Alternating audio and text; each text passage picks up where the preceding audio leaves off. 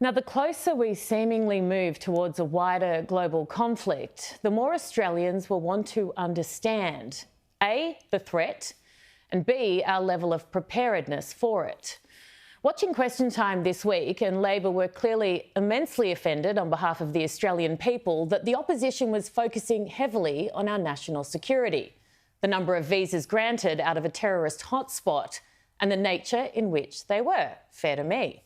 The number one job of any government, we say this all the time, is to keep us safe.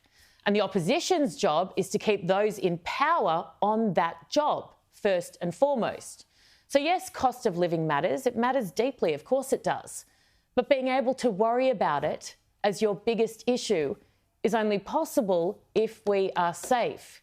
It's a luxury, to be honest, that many others around the world would kill for. I came across an article this week, Insights from Henry Kissinger, and the last part of it, well, it really hit home.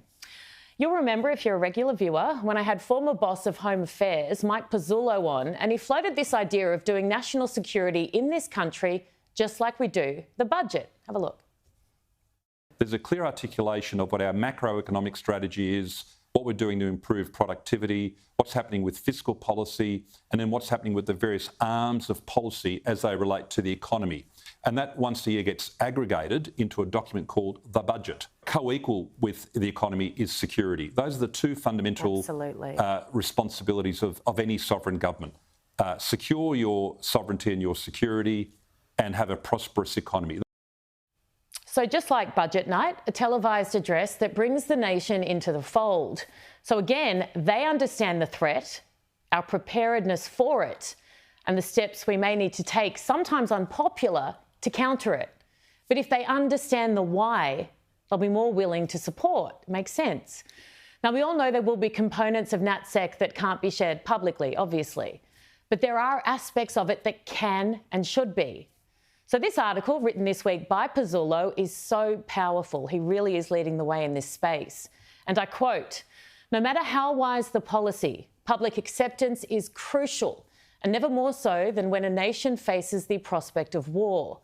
Unless courage and character are shown by our statesmen in addressing the related issues of a possible war in the Indo-Pacific and a changing US alliance, an anxious Australian public, unconvinced by vacuous euphemisms and apprehensive about a faraway war, might one day voice its opposition to Australia's contributing to the military deterrence of China. No matter how brilliant their conjectures and conceptions or how wise their policies, the statesmen cannot outrun the people." Maybe one day those we elect will wake up and realise the Australian public are not mugs. The majority of us do care, want to be engaged, and at the very least, be valued and respected enough to be informed.